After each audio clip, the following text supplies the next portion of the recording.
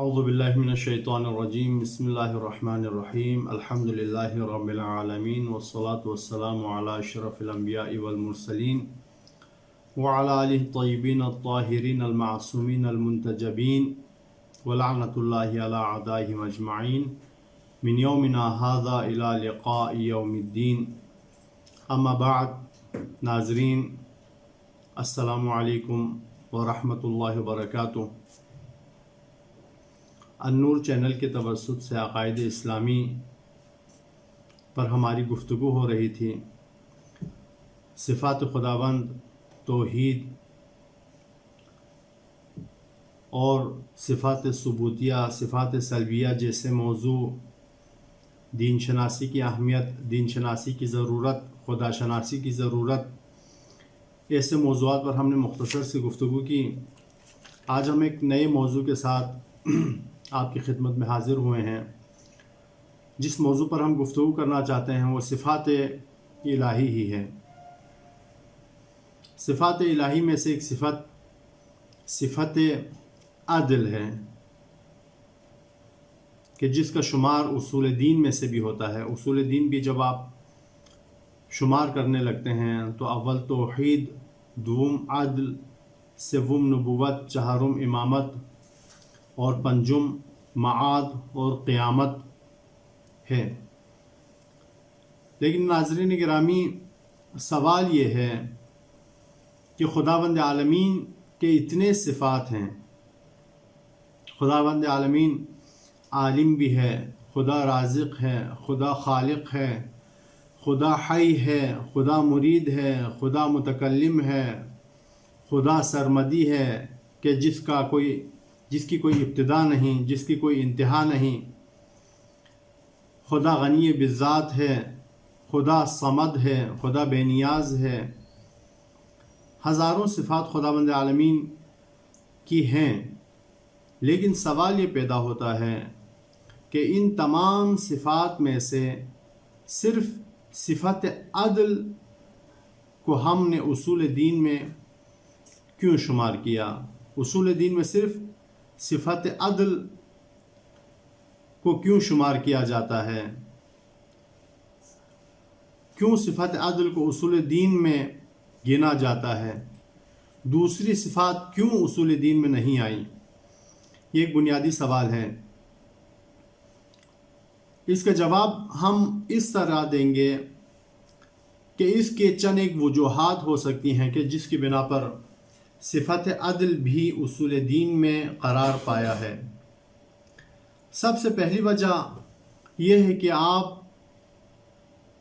صفت عدل کی طرف اگر توجہ کریں، اگر صفت عدل کے معنی کو سمجھیں، تو اکثر خداوند عالمین کی صفات جیسے خدا کی حکمت، خدا کا حکیم ہونا، خدا کا رازق ہونا، خدا کا رحمان ہونا، خدا کا رحیم ہونا، اس طرح کی بہت سی صفات جو خداوند عالمین کی ہیں، ان سب کی بازگشت عدل پر آتی ہے.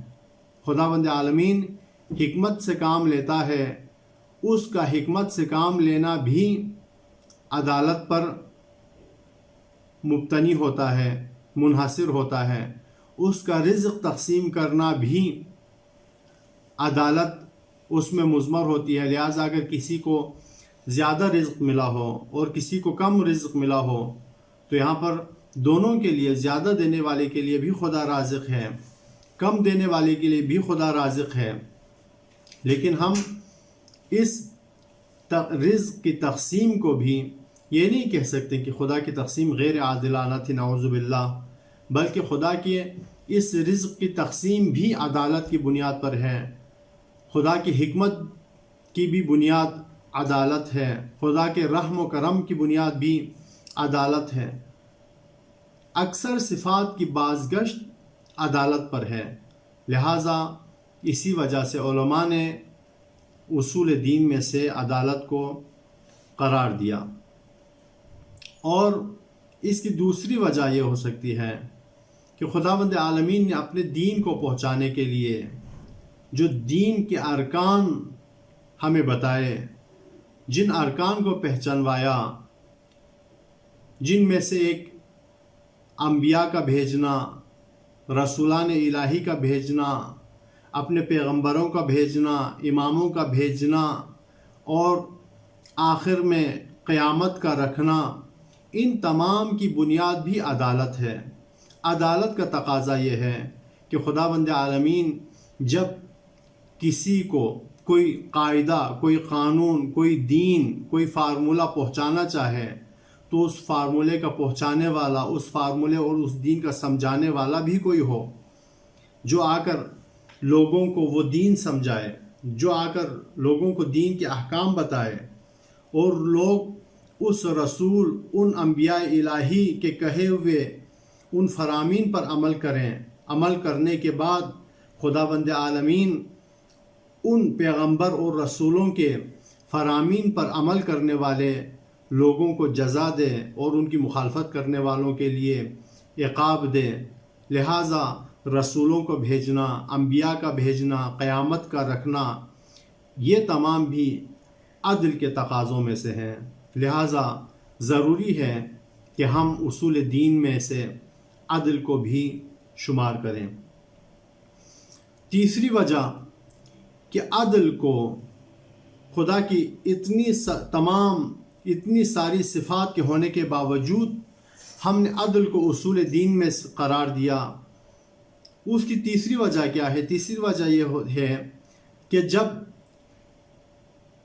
اسلام کا آغاز تھا، جب اسلام کی شروعات تھی، تو اسلام کی شروعات میں مسلمانوں کے درمیان ایک اختلاف رونما ہوا۔ وہ اختلاف یہ تھا، کچھ مکتب فکر، کچھ ذہنیت کے مالک یہ کہتے تھے کہ خداوند عالمین کے لیے عدالت معنی نہیں رکھتا، وہ بالکل عدالت کے منکر تھے، اور کہتے تھے کہ یہ تمام کائنات خدا کی ہے، خدا ان تمام کائنات کا مالک ہے، خدا جسے چاہے دے، جسے چاہے نہ دے، اگر کسی کو نہ دے تو وہ یہ نہیں کہہ سکتا کہ خدا نے عدالت نہیں کی۔ اسی طرح بے شک دنیا میں ایک شخص جتنا بھی ظلم کرے، خدا کی مرضی ہے کہ خدا اس کو بہشت میں بھیج دے، اور ایسا شخص جو عبادت کرے خدا اسے جہنم میں بھیج دے۔ خدا کی مرضی ہے، خدا مختار ہے، خدا صاحب اختیار ہے، لہٰذا خدا کے بارے میں عدالت کوئی معنی نہیں رکھتی۔ خدا جیسا چاہتا ہے ویسا کرتا ہے اور ویسا کر سکتا ہے۔ جو لوگ اس طرز تفکر کے تھے، جو لوگ اس طرح سوچتے تھے کہ عدالت کا خداوند عالمین کے ساتھ کوئی تعلق ہی نہیں ہے، خدا اپنی مرضی سے جو کچھ کرنا چاہے کرتا ہے اور کر بھی سکتا ہے، اس مکتب فکر اور اس نظریے کے ماننے والوں کو اشاعرہ کہا جاتا تھا۔ اور اس کے مقابلے میں ایک اور گروہ آیا کہ جنہوں نے کہا خداوند عالمین جو کام بھی کرتا ہے عدالت کی بنیاد پر کرتا ہے، اس کا رزق تقسیم کرنا عدالت کی بنیاد پر ہے، اس کا کسی بندے کو نوازنا عدالت کی بنیاد پر ہے، اس کا کسی کو محروم رکھنا عدالت کی بنیاد پر ہے۔ خداوند عالمین ہر انسان کو عدالت کی بنیاد پر عطا کرتا ہے، ہر انسان سے عدالت کی بنیاد پر چھینتا ہے۔ اس طرز تفکر کے لوگ، اس طرح کا عقیدہ رکھنے والے لوگ اور گروہ کو اس زمانے میں عدلیہ کہا جاتا تھا۔ لہٰذا دو گروہ تھے، ایک اشاعرہ جو عدالت کے منکر تھے، اور ایک گروہ تھا عدلیہ جو عدالت کو مانتے تھے، ہر چیز میں خدا کی عدالت کو مد نظر رکھتے تھے، خدا کی عدالت کا اقرار کرتے تھے۔ لہٰذا اس اختلاف کی وجہ سے یہ اختلاف بنیاد بنی کہ ابتدائی اسلام میں وہ لوگ جو عدالت الہی کے قائل ہیں، وہ عدالت کو توحید کے ساتھ، نبوت کے ساتھ اور معاد کے ساتھ اپنے اصول دین میں شامل کریں۔ لہٰذا عدالت اتنا اہم مسئلہ اور اتنی اہم صفت ہے کہ جس کی وجہ سے ہم مسلمانوں نے اس عدالت کی صفت کو بھی اصول دین میں شامل کیا۔ عدالت پر ہماری مزید گفتگو ہوگی اگلی نشست میں۔ والسلام علیکم ورحمۃ اللہ وبرکاتہ۔